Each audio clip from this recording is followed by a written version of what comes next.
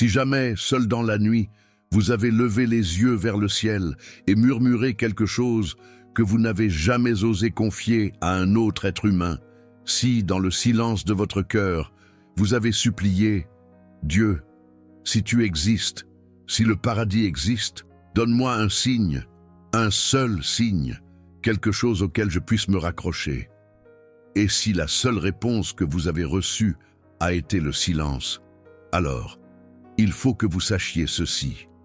Albert Einstein, l'esprit le plus brillant du XXe siècle, a passé des décennies de sa vie à poser cette même question. Et ce qu'il a découvert n'est pas venu comme une voix céleste, ce n'est pas arrivé sous la forme d'un miracle, c'est arrivé sous une forme beaucoup plus extraordinaire, quelque chose qui a été juste sous nos yeux depuis le début, quelque chose de si vaste, de si évident et de si profondément caché que la plupart des gens vivent leur vie entière sans le voir. Je dois avouer que j'ai passé ma vie entière à chercher des signes, à chaque fois que je perdais quelqu'un, à chaque fois qu'une prière semblait se perdre dans le vide, je regardais autour de moi, espérant que Dieu me montre quelque chose. Un signe clair, une lumière, une coïncidence trop grande pour être une simple coïncidence. Et quand le signe ne venait pas, je ne me mettais pas en colère contre Dieu. Je me mettais en colère contre moi-même, parce que je pensais que le problème venait de moi, que ma foi n'était pas assez forte, que je ne méritais pas de réponse. J'ai porté ce fardeau pendant des décennies, jusqu'à ce que je trouve quelque chose qu'Einstein a écrit et qui a complètement changé ma façon de comprendre la question. Quand Albert Einstein avait 12 ans, alors qu'il grandissait à Munich, il s'est passé quelque chose qui allait marquer le reste de sa vie. Il avait été élevé dans une famille qui n'était pas particulièrement religieuse. Mais, grâce à son éducation et à sa propre curiosité, il avait développé ce qu'il décrira plus tard comme un profond sentiment religieux. Il lisait les Écritures, il suivait les lois alimentaires, il composait des chants à la gloire de Dieu et les chantait en allant à l'école.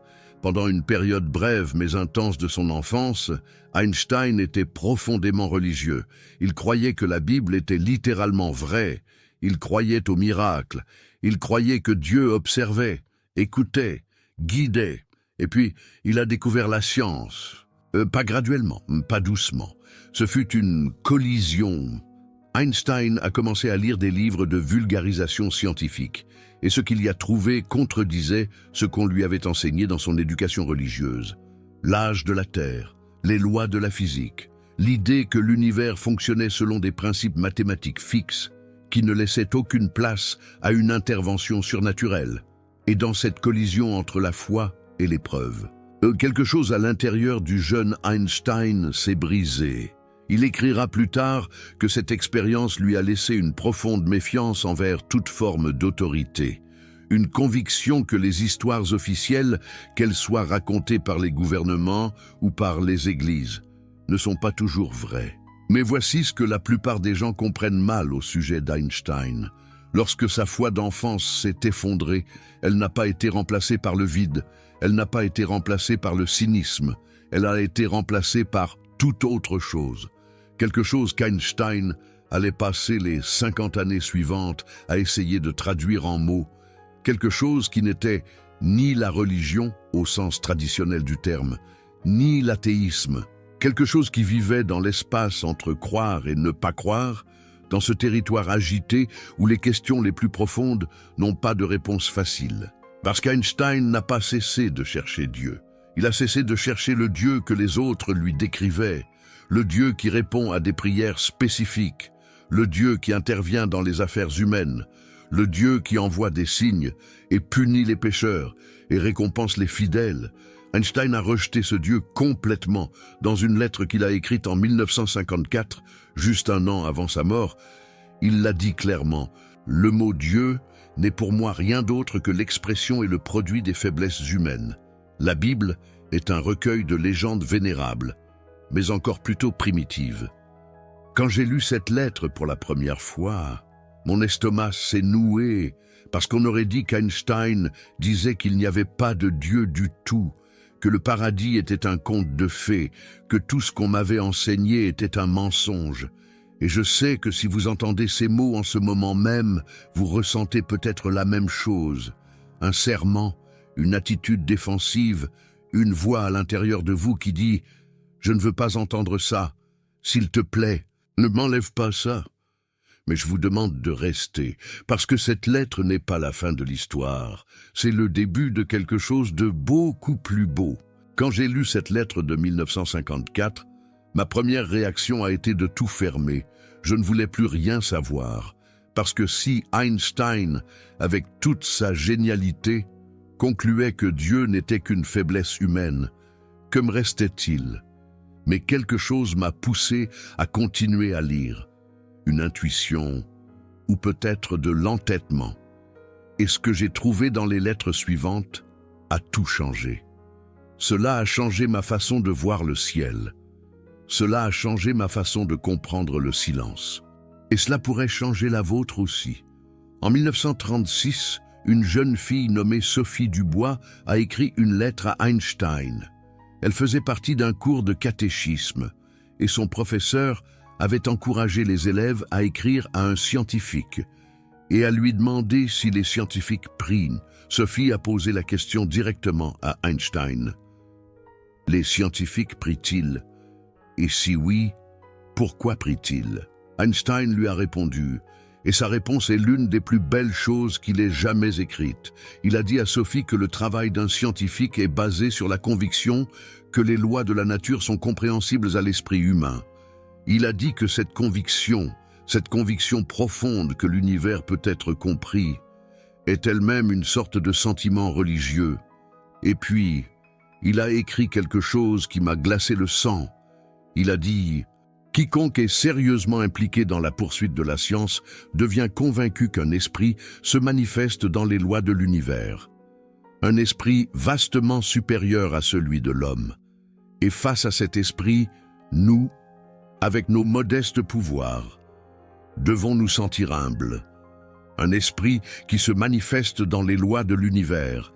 Einstein n'était pas un athée, il était quelque chose de beaucoup plus complexe. Il a rejeté le Dieu de la religion organisée, le Dieu qui envoie des signes sur demande, le Dieu qui récompense et punit. Mais il n'a pas rejeté l'existence de quelque chose de vaste et d'incompréhensible derrière le tissu de la réalité. Il croyait simplement que ce quelque chose ne fonctionnait pas de la manière dont la plupart des religions le décrivaient.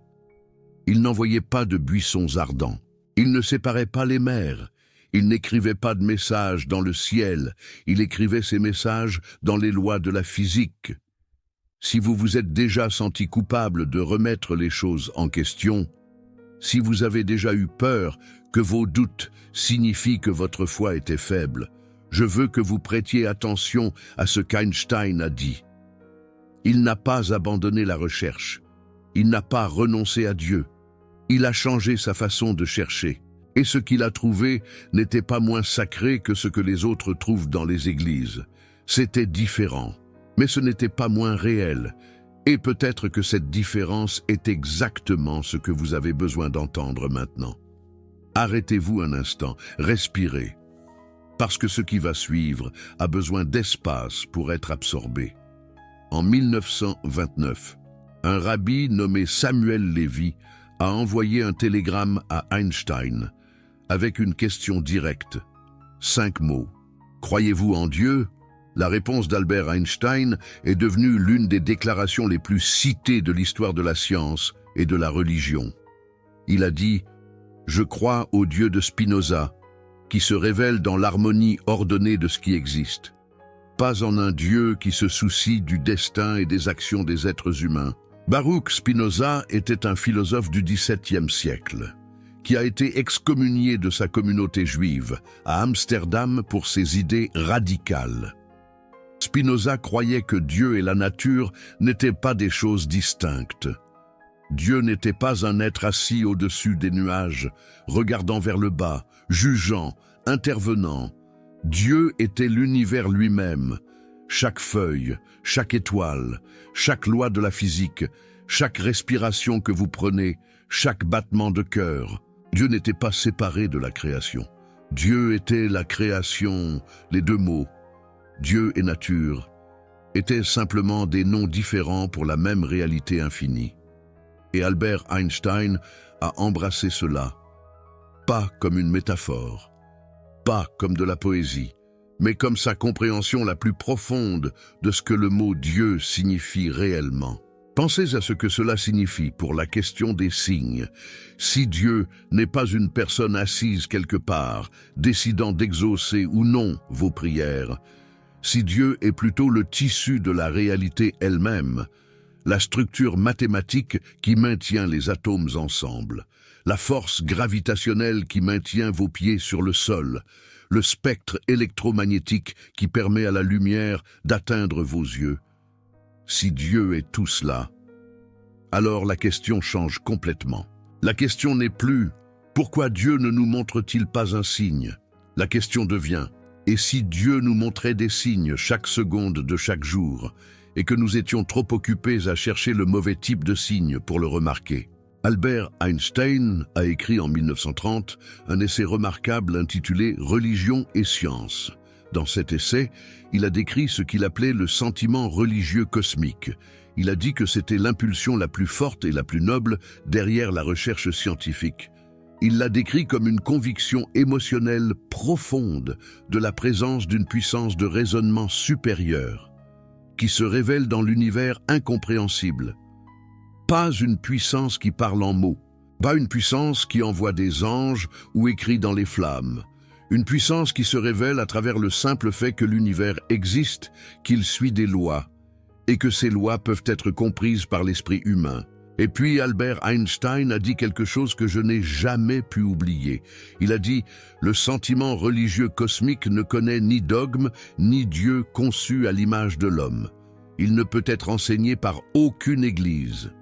Mais c'est la motivation la plus forte pour la recherche scientifique. » Vous êtes-vous déjà arrêté pour penser à quel point il est étrange que l'univers ait un sens, qu'il existe des lois, que la même force qui fait tomber une pomme d'un arbre est la même qui maintient la Lune en orbite? Albert Einstein pensait à cela tous les jours, et pour lui, cet ordre, cette harmonie, cette beauté mathématique derrière tout était la réponse, pas la réponse que nous attendions, pas une voix du ciel disant « Oui, je suis là », mais quelque chose de plus profond, comme si l'univers entier était une lettre de Dieu qui n'a jamais été lue parce que personne ne connaissait la langue. Il y a un passage qu'Albert Einstein a écrit dans ses notes autobiographiques qui révèle quelque chose d'important sur la façon dont il a vécu le monde. Il décrivait le moment où, jeune homme, il a découvert pour la première fois l'œuvre d'Euclide, le manuel de géométrie.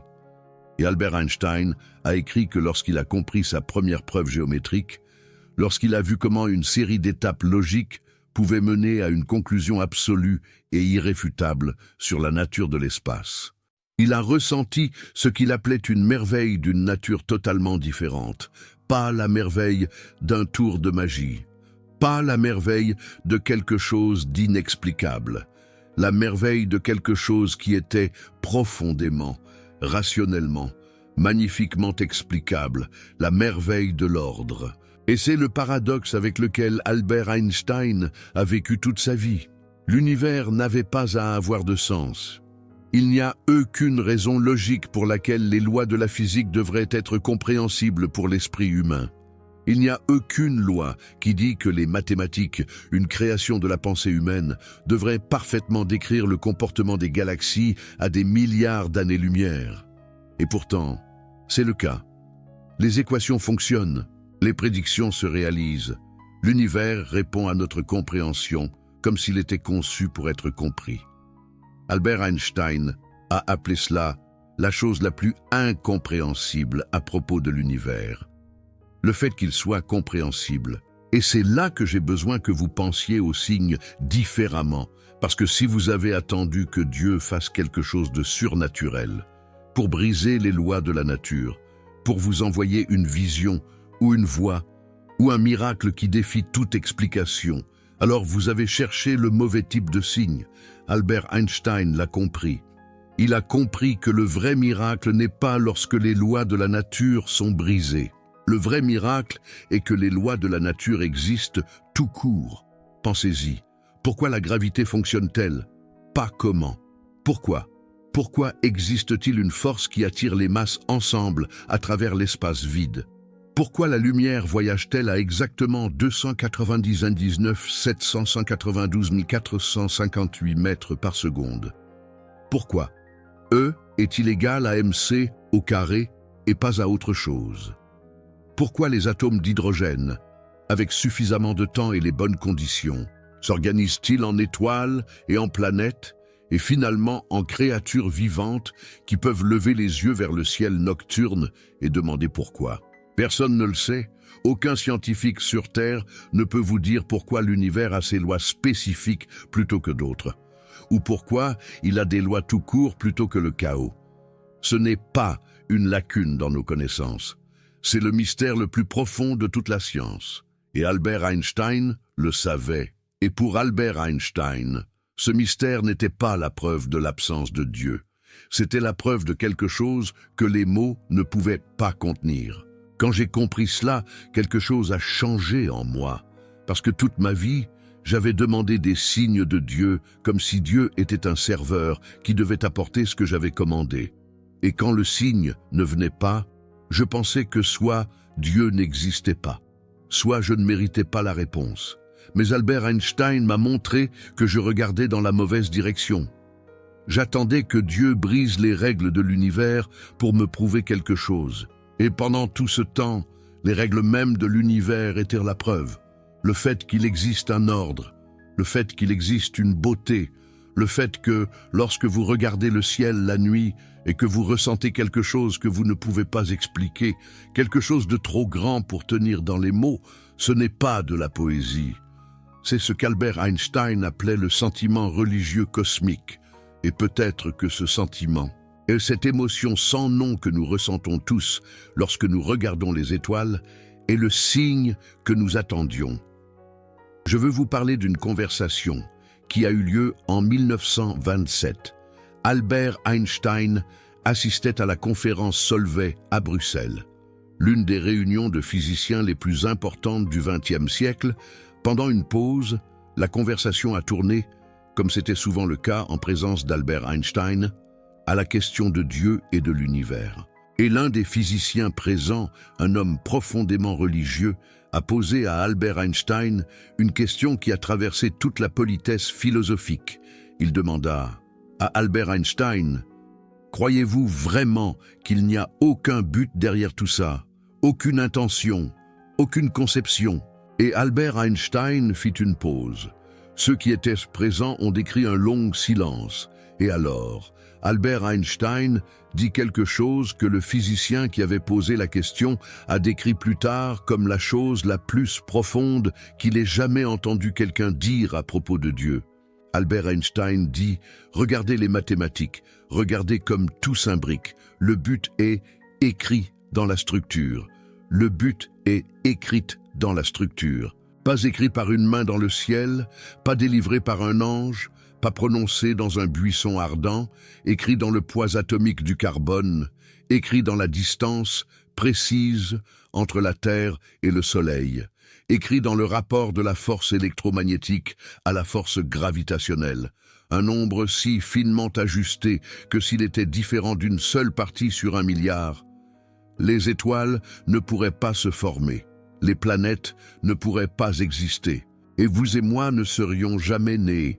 Les physiciens appellent cela l'ajustement fin, le fait que les constantes fondamentales de la nature, les nombres qui définissent le fonctionnement de l'univers, soient précisément calibrés pour permettre à la vie d'exister.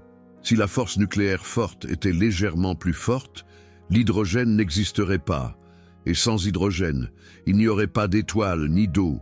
Si elle était légèrement plus faible, l'hydrogène serait le seul élément, et l'univers serait une soupe uniforme.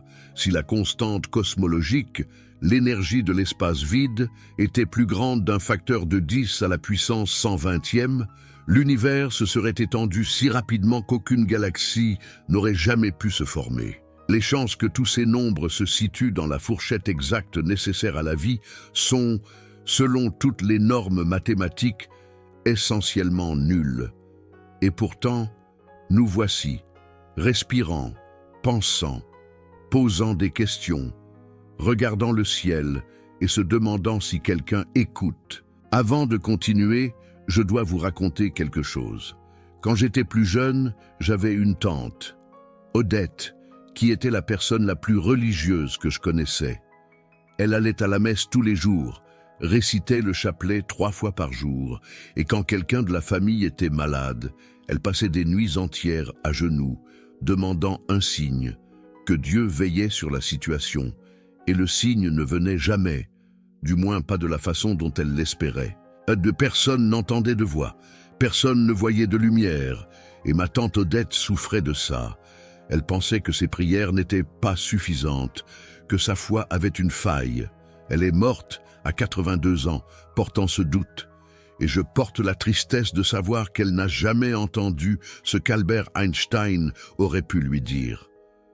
Que peut-être le signe était partout, dans l'air qu'elle respirait en priant, dans la gravité qui maintenait ses genoux au sol, dans la lumière qui entrait par la fenêtre de l'église tous les matins, que peut-être l'univers entier était la réponse qu'elle attendait et qu'elle ne l'a jamais su parce qu'elle cherchait au mauvais endroit. Albert Einstein a écrit en 1931 « La plus belle chose que nous puissions expérimenter est le mystère. C'est la source de tout art et de toute science véritable. Celui pour qui cette émotion est une étrangère, qui ne peut plus s'arrêter pour s'émerveiller et se tenir ravi d'admiration, est aussi bon que mort. Ses yeux sont fermés. Relisez ça. Celui pour qui cette émotion est une étrangère est aussi bon que mort. » Albert Einstein ne parlait pas de curiosité intellectuelle. Il parlait d'une expérience religieuse. L'expérience de se tenir devant le mystère de l'existence et de ressentir quelque chose qui n'a pas de nom. Quelque chose qui est plus grand que n'importe quelle église. Quelque chose qui est plus ancien que n'importe quelle écriture. Quelque chose que chaque être humain qui a jamais regardé les étoiles a ressenti, qu'il l'appelle Dieu, ou émerveillement, ou admiration, ou simplement le sentiment qu'il doit y avoir plus. Et voici ce que je veux que vous compreniez. Ce sentiment, cette sensation qu'il y a quelque chose derrière le rideau, quelque chose de vaste, de beau et d'incompréhensible qui maintient tout ensemble. Ce n'est pas de la faiblesse, ce n'est pas de la superstition. Selon Albert Einstein, c'est la forme la plus sophistiquée d'expérience religieuse qu'un être humain soit capable d'avoir. Et maintenant, nous arrivons au tournant, le moment où tout ce qu'Albert Einstein croyait se rassemble d'une manière à laquelle je ne m'attendais pas. Parce que lorsque vous suivez la logique d'Albert Einstein jusqu'à sa conclusion, lorsque vous prenez son rejet d'un Dieu personnel et que vous le combinez avec sa révérence pour l'ordre mystérieux de l'univers, vous arrivez à quelque chose qui n'est ni l'athéisme ni la foi traditionnelle. Vous arrivez à quelque chose qui pourrait être l'idée la plus réconfortante que j'ai jamais rencontrée. Si l'univers est le signe, alors vous n'avez jamais été sans signe. Pas un seul instant. Chaque lever de soleil est un signe. Chaque respiration est un signe. Chaque battement de cœur est un signe. Le fait que vous existiez, que vous soyez conscient, que vous puissiez ressentir l'amour, le chagrin, l'émerveillement et le doute, tout cela est le signe. Vous êtes né dans le signe. Vous avez vécu toute votre vie entouré de lui. Vous mourrez en lui. Et si Albert Einstein avait raison, alors la question n'a jamais été de savoir pourquoi Dieu ne nous montre pas un signe. La question a toujours été de savoir pourquoi nous continuons à fermer les yeux sur le signe qui est partout. C'est le renversement. Albert Einstein a commencé sa vie en demandant à Dieu une preuve. Montre-moi, convainc-moi, envoie-moi un signe.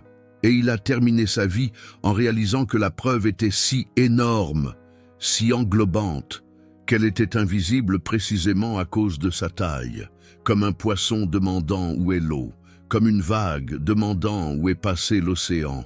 Dans ces dernières années, Albert Einstein parlait souvent de cela avec une sorte d'étonnement tranquille. Il disait à ses collègues que ce qui ne cessait jamais de l'étonner, Ce n'était pas une découverte particulière. C'était le fait que des découvertes étaient possibles tout court, que l'univers était compréhensible, qu'une créature faite d'atomes pouvait comprendre les règles qui régissent les atomes, que la conscience, quoi qu'elle soit, avait émergé d'un univers de matière inconsciente et s'était ensuite retournée et avait commencé à poser des questions sur elle-même. Pour Albert Einstein, ce n'était pas un problème à résoudre, c'était le miracle. Pas un miracle qui enfreignait les lois de la nature, un miracle qui était les lois de la nature. La science moderne a, à sa manière, commencé à faire écho à l'intuition d'Albert Einstein. Le physicien Eugene Wigner a écrit un célèbre article en 1960 intitulé « L'efficacité déraisonnable des mathématiques dans les sciences naturelles ».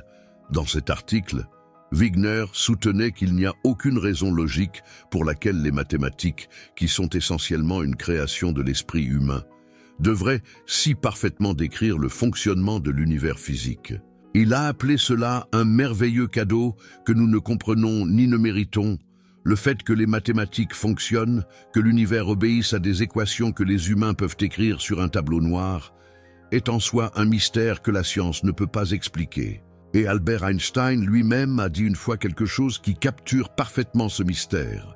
Il a dit que sa théorie de la relativité générale était trop belle pour être fausse.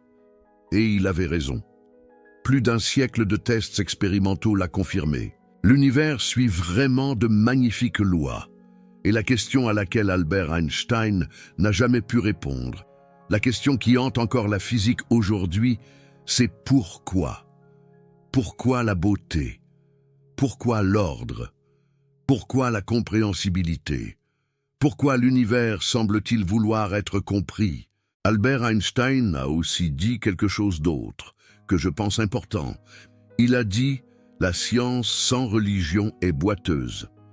La religion sans science est aveugle. » Il ne parlait pas d'une religion spécifique, il parlait de ce sentiment de révérence devant l'inconnu, de cette humilité face à quelque chose d'infiniment plus grand que nous-mêmes. Sans ce sentiment, Albert Einstein a dit « La science n'est que mécanique, juste des équations sans âme, et sans la science, sans la discipline qui consiste à regarder clairement la réalité.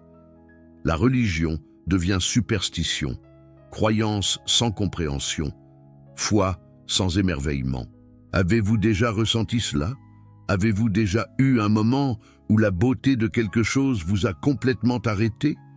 Peut-être était-ce un coucher de soleil, peut-être le visage d'un petit enfant endormi, peut-être une chanson qui vous a fait pleurer sans savoir pourquoi, peut-être ce moment où vous vous êtes réveillé au milieu de la nuit et avez réalisé, avec une clarté absurde, que vous êtes vivant, que vous êtes ici, que tout cet univers impossible existe et que vous en faites partie. Albert Einstein dirait que ce moment, cette sensation, est aussi proche de Dieu que n'importe quel être humain peut l'être. Pas parce que c'est surnaturel, mais parce que c'est la réponse naturelle de votre être au mystère qui nous soutient. Et il y a autre chose que je pense qu'Albert Einstein comprenait et que nous oublions souvent. Quelque chose sur la nature des signes eux-mêmes. Lorsque nous demandons un signe à Dieu, ce que nous demandons réellement, c'est la certitude. Nous voulons savoir, nous voulons une preuve, nous voulons que le doute disparaisse. Mais Albert Einstein, plus que presque quiconque ayant jamais vécu, comprenait que la certitude n'est pas ce dont nous avons besoin. Ce dont nous avons besoin, c'est l'émerveillement. Dans une conversation qui a été enregistrée par un ami à la fin des années 1940, Albert Einstein a dit quelque chose que j'emporte avec moi chaque jour. Il a dit que la chose la plus importante qu'un être humain puisse expérimenter n'est pas la réponse à sa question. C'est la réalisation que la question est plus grande que toute réponse possible. Que le mystère de l'existence n'est pas un problème à résoudre, mais une réalité à vivre. Que le moment où vous cessez d'être émerveillé par le fait que quoi que ce soit existe est le moment où vous cessez de vivre vraiment. Et je pense que cela s'applique directement à la question du paradis et des signes.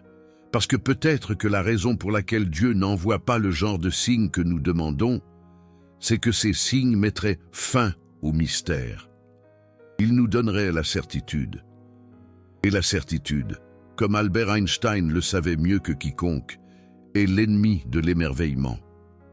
Si vous saviez avec certitude que le paradis existait, ressentiriez-vous toujours cette douleur lorsque vous regardez les étoiles? Ressentiriez-vous toujours ce désir lorsque vous pensez aux personnes que vous avez perdues? Ressentiriez-vous toujours ce quelque chose d'indescriptible qu'Albert Einstein disait être la source de tout véritable art et de toute science? Peut-être pas. Et peut-être que c'est pourquoi le mystère demeure. Pas comme une punition, pas comme une absence, mais comme une invitation à continuer à chercher, à continuer à ressentir, à continuer à demander, à rester vivant au sens le plus profond du terme. Si vous écoutez ceci et ressentez quelque chose qui est difficile à mettre en mots, je comprends. Parce que j'ai ressenti la même chose. C'est un mélange de soulagement et de perte. Soulagement parce que peut-être que Dieu n'est pas en silence. Peut-être que les signes sont partout. Et perte parce que ce ne sont pas les signes que nous attendions. Ce n'est pas la voie du paradis. Ce n'est pas le miracle qui brise les lois de la nature. C'est quelque chose de plus subtil, de plus silencieux, de plus constant.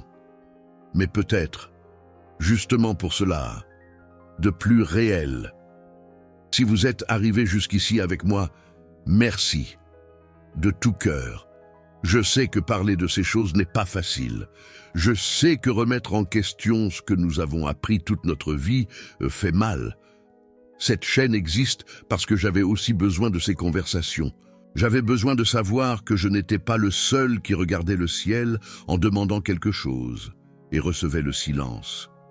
Si cela vous a apporté un certain confort, une perspective nouvelle, le Super Thanks est une façon de m'aider à continuer à aborder ces thèmes, mais seulement si cela a du sens pour vous. Le plus important, c'est que vous ayez été là. Albert Einstein est décédé le 18 avril 1955 à l'hôpital de Princeton. Il avait 76 ans. Dans les jours qui ont précédé sa mort, il travaillait, pas sur la physique, sur un discours. On lui avait demandé de préparer des remarques pour la fête de l'indépendance d'Israël, et il rédigeait quelque chose sur la paix et la responsabilité de la science. Il ne l'a jamais terminé. Le manuscrit inachevé a été retrouvé sur sa table de chevet.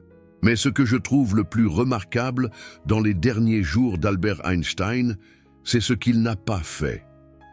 Il n'a pas soudainement trouvé la religion. Il n'a pas abandonné ses croyances. Il n'a pas crié vers un Dieu personnel pour le salut. Et il n'est pas mort désespéré.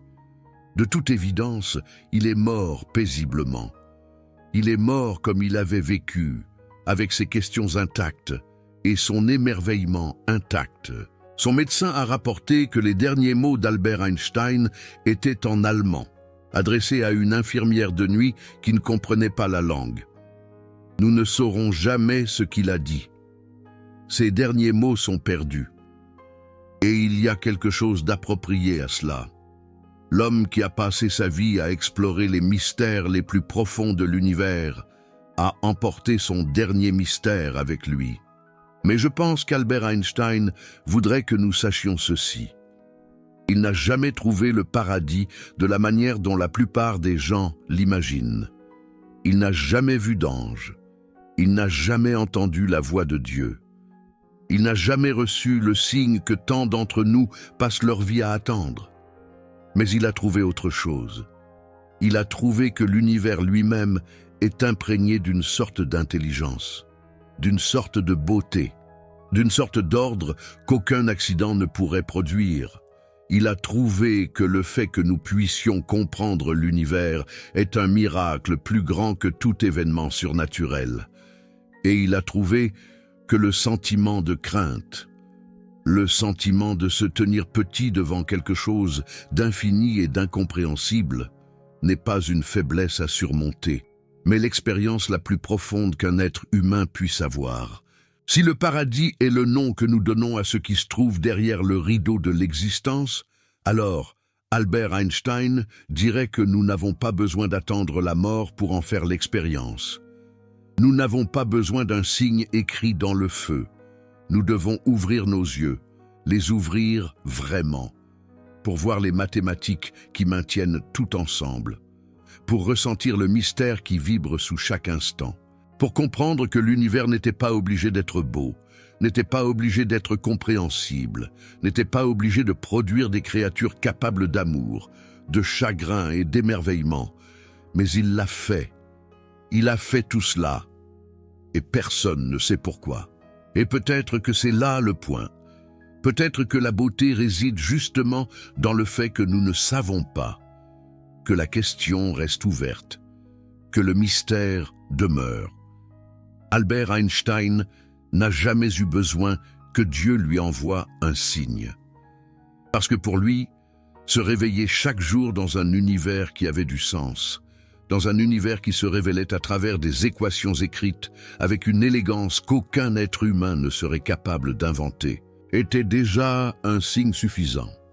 Vous n'êtes pas obligé de choisir entre votre foi et vos questions. Vous pouvez porter les deux.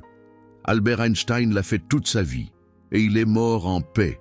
Non pas parce qu'il avait toutes les réponses, mais parce qu'il a appris à aimer les questions. Et qui sait, peut-être que les questions sont la façon dont Dieu a trouvé de nous maintenir en recherche, de nous maintenir vivants, de nous maintenir les yeux rivés vers le ciel, non pas en attendant une réponse, mais en réalisant que le ciel, avec toutes ses étoiles, ses lois et son silence, est peut-être la plus grande réponse qui nous ait jamais été donnée. Avez-vous aussi passé votre vie à attendre un signe? Dites-le-moi dans les commentaires, je veux savoir si je suis le seul à porter cette question en silence. Et si pour vous, le signe est venu d'une manière différente de ce que vous attendiez. Je veux l'entendre, parce que chaque fois que quelqu'un partage son expérience ici, je me sens moins seul dans cette quête. Et c'est peut-être ce qu'Albert Einstein voulait dire, que la réponse ne vient pas d'en haut, elle vient de nous, de l'espace entre nous, cet espace de partage, de compréhension mutuelle et d'humanité partagée. C'est là, peut-être, que réside la véritable révélation.